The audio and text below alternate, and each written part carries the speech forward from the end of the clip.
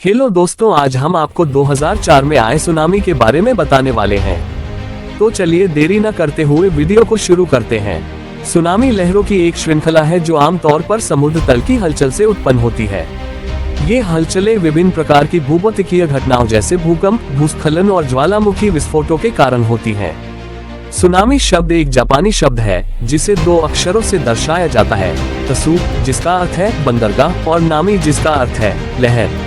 Tsunami गुरुत्वाकर्षण और पानी की गहराई के गुणनफल के वर्गमूल के बराबर गति से चलती है।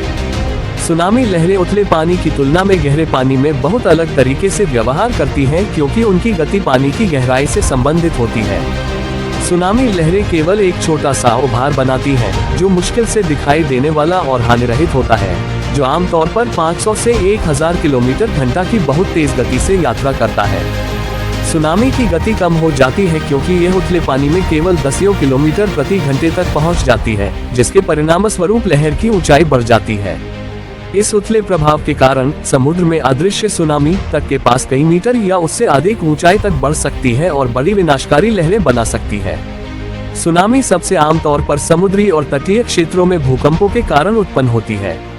प्रमुख सुनामी बड़े रिक्टर पैमाने पर 7 से अधिक उथली फोकस पृथ्वी में लेस देन 30 किलोमीटर गहराई भूकंपों द्वारा उत्पन्न होती है जो महासागरीय और महाद्वीपीय प्लेटों की गति से जुड़ी होती है। वे अक्सर प्रशांत क्षेत्र में होते हैं जहां सघन महासागरीय प्लेटें हल्की महाद्वीपीय प्लेटों के नीचे खिसक जाती हैं। जब ये प्लेटें टूटती हैं तो वे समुद्र तल की ऊर्ध्वाधर गति प्रदान करती हैं जो ठोस पृथ्वी से समुद्र में ऊर्जा के त्वरित और कुशल हस्तांतरण की अनुमति देती है। जब 2004 में इंडोनेशिया के तटीय क्षेत्र में एक शक्तिशाली भूकंप तीव्रता 9.3 आया तो समुद्र तल की गति ने आसन्न तटरेखा के साथ 30 मीटर 100 फीट से अधिक ऊंची सुनामी उत्पन्न की, जिसमें 240,000 से अधिक लोग मारे गए। इस स्रोत से सुनामी बाहर की ओर फैल गई और 2 घंटे के भीतर थाईलैंड, श्रीलंका और भारत में 58,000 लोगों की जान ले ली। सुनामी तब उत्पन्न हो सकती है जब समुद्र तल अचानक विकृत हो जाता है और ऊपर के पानी को लंबवत रूप से विस्थापित कर देता है। टेक्टोनिक भूकंप एक विशेष प्रकार का भूकंप है जो पृथ्वी की क्रिस्टल विकृति से जुड़ा होता है। जब ये भूकंप समुद्र के नीचे आते हैं तो विकृत क्षेत्र के ऊपर का पानी अपनी संतुलन स्थिति से विस्थापित हो जाता है। लहरें तब बनती हैं जब विस्थापित जल द्रव्यमान, जो गुरुत्वाकर्षण के प्रभाव में कार्य करता है, अपने संतुलन को पुनः प्राप्त करने का प्रयास करता है।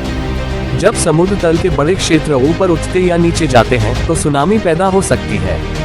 जैसे ही सुनामी खुले महासागर के गहरे पानी से निकलकर तट के पास उथले पानी में जाती है, ये रूपांतरित हो जाती है।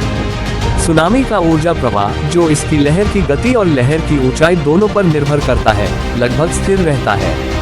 नतीजतन जैसे जैसे सुनामी उथले पानी में जाती है, इसकी गति कम होती जाती है, इसकी ऊंचाई बढ़ती जाती है। इस उथलेपन के प्रभाव के कारण समुद्र में अदृश्य सुनामी तट के पास कई मीटर या उससे अधिक ऊंचाई तक बढ़ सकती है।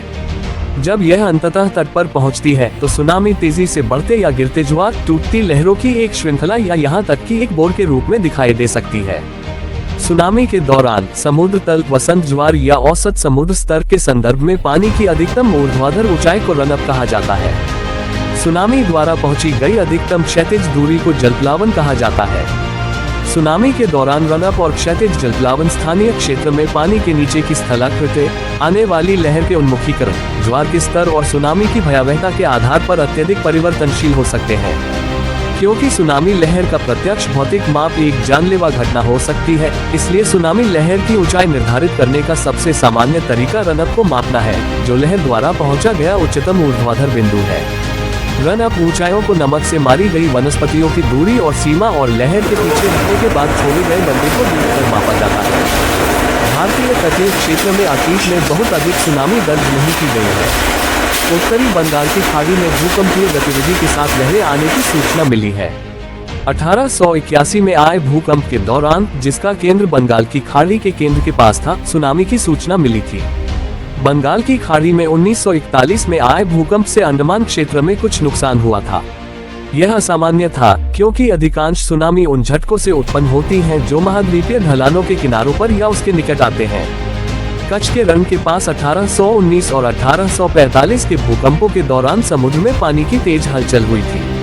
अरब सागर से सटे तट पर इन भूकंपों से उत्पन्न लहरों का कोई उल्लेख नहीं है और यह असंभव है कि सुनामी उत्पन्न हुई हो। आगे पश्चिम में फारस की खाड़ी में इससे ओरमारा और पासी में भारी बाढ़ आई, जिससे जान माल का काफी नुकसान हुआ। कैम्बे की खाड़ी में सुनामी की अनुमानित ऊंचाई 15 मीटर थी, लेकिन नुकसान की कोई रिपोर्ट उपलब्ध नहीं है।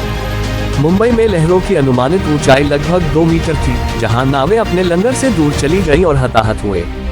26 दिसंबर 2004 के सुमात्रा भूकंप से पहले भारतीय तट को प्रभावित करने वाली सुनामी की सूची नीचे दी गई तालिका में दी गई है। प्रशांत क्षेत्र के देश प्रशांत क्षेत्र के बेल्ट में उच्च भूकंपीय गतिविधि वैश्विक गतिविधि का 75% के कारण अक्सर सुनामी 20वीं सदी में लगभग 900 घटनाएं से प्रभावित होते हैं। हिंद महासागर के रिम देशों को 2 ज्ञात सुनामीजन्य क्षेत्रों अर्थात अंडमान निकोबार सुमात्रा द्वीपचाप और अरब सागर के उत्तर में मकरान सबक्शन क्षेत्र लगभग 5% या उससे कम में उत्पन्न सुनामी से प्रभावित होने की संभावना है।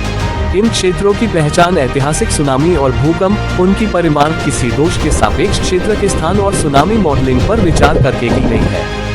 भारत के पूर्वी और पश्चिमी तटों और द्वीप क्षेत्रों को मुख्य रूप से 2 संभावित स्रोत क्षेत्रों अर्थात अंडमान निकोबार सुमात्रा द्वीपचाप और अरब सागर के उत्तर में मकरान सबक्शन क्षेत्र से संबंधित भूकंपों से उत्पन्न सुनामी से प्रभावित होने की संभावना है। नीचे दिए गए चित्र में प्रमुख प्लेट सीमाओं वाले ये 2 संभावित स्थान नीले दीर्घवृत्त में दिखाए गए हैं। हालांकि हिंद महासागर में सुनामी की दुर्लभ घटनाओं 20वीं सदी में लगभग 6 घटनाएं रिपोर्ट की गई के बावजूद वे कभी भी हो सकती हैं और बहुत विनाशकारी हो सकती हैं।